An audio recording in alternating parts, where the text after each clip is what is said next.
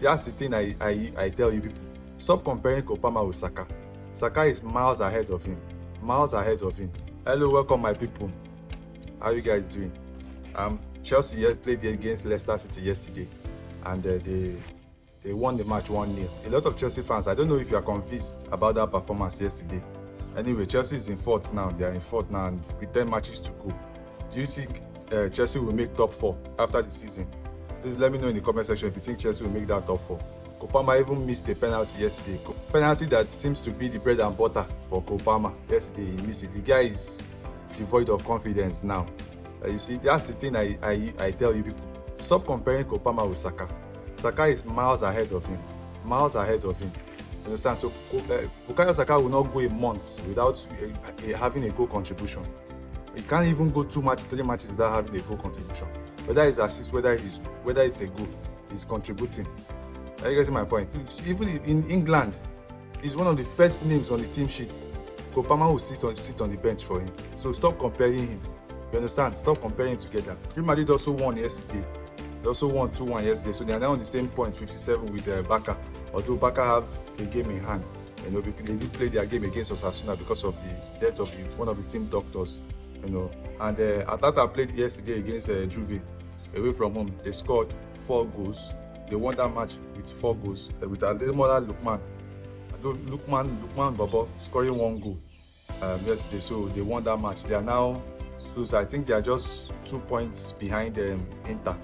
You know, on that they are pursuing the Scudetto. I pray he wins. I really pray he wins. Also, Victor Osimhen scored yesterday in 2-1 win yesterday for Galatasaray yesterday. So good one for our Niger guys. They are doing well. Also, I think by now everybody knows that Andre Beta will become the new sporting director at Arsenal. He was the former sporting director at Atletico Madrid. He's been there for like 12 years.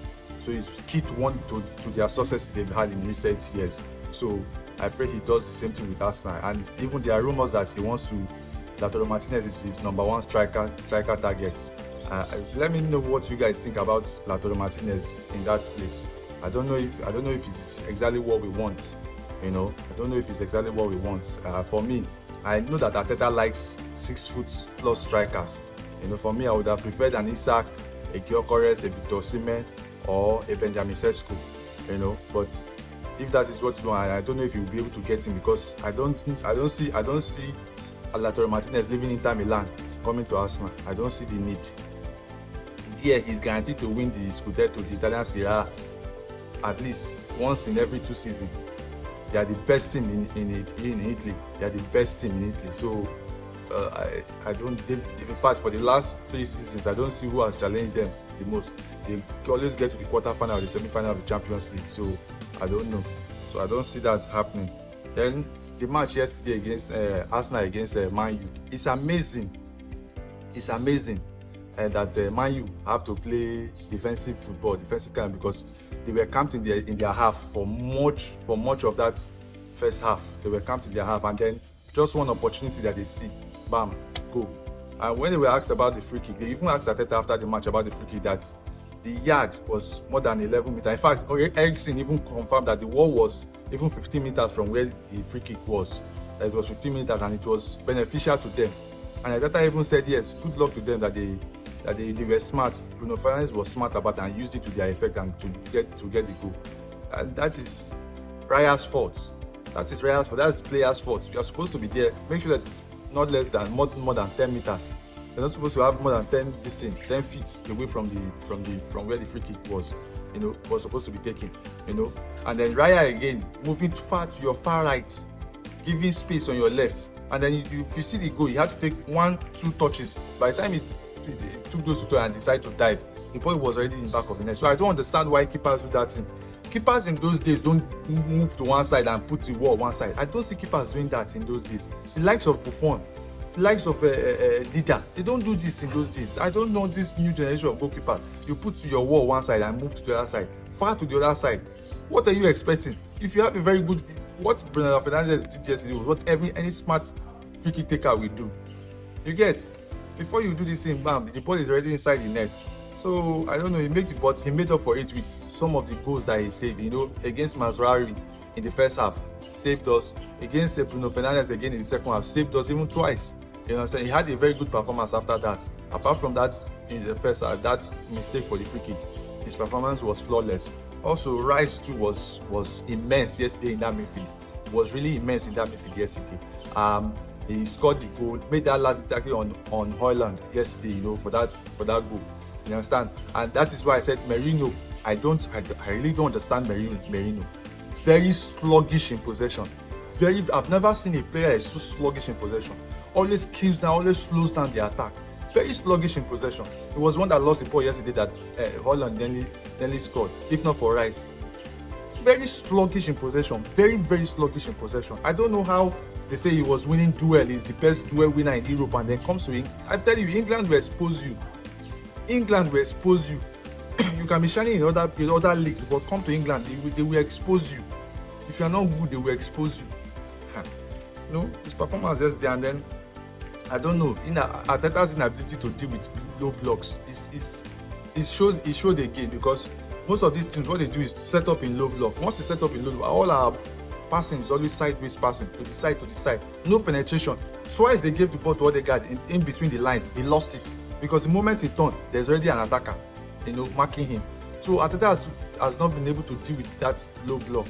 And then he now went to take off Partey again. The moment he took off Partey from that midfield, we lost balance in the midfield. We lost control. That is when the last 15 minutes, Man U started attacking us and almost scored all those times. Even Ziggy, you know, almost scored too, if not for David Raya too.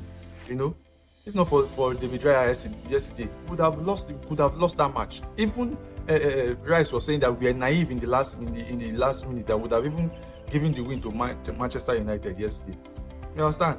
I just hope Arteta is not making the mistake of trying to remove Partey from that midfield. He can move on Jorginho, but let him not move on, especially when he wants to bring in these Zubimendi and other midfielders, especially for transition purpose. Because this Premier League, if he decides to change the whole midfield again, I will tell you, Arteta is arrogant. He can do it.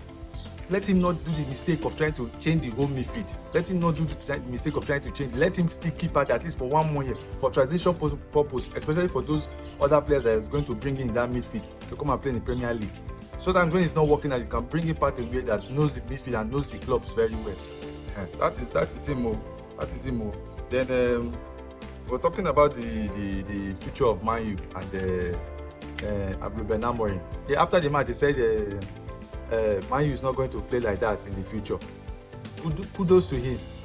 Of course, next season Man U is going to come and play like prime Barcelona or prime Real Madrid with this set of players. Or he's going to tell me that he's going to change 10 of these players all of a sudden, right? Kudos to him. So any coach that plays a 3-4-3 formation or 3-5-2 formation is a defensive formation. Take it or leave it. Once you are playing most of the attacking teams that you have seen in the prime Barcelona, prime Real Madrid, whatnot, Juve, whatnot, they don't play defense, three-man defense. They don't play three-man defense.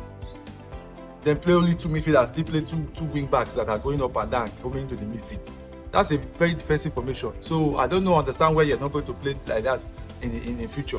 When you say you not play like that again in the future. I want to see what they are going to play in the future now. They are going to turn to prime Man City or prime Barcelona. They are going to play tiki-taka. So that's that. So we've dropped point again to this Man U team. Drop point again, which might not really be a bad thing, but we just need to keep up the pace and keep up the pace and finish that second and finish the season very well. Then we can now go into the summer transfer window, get what we need and do it. So that's the video here, guys.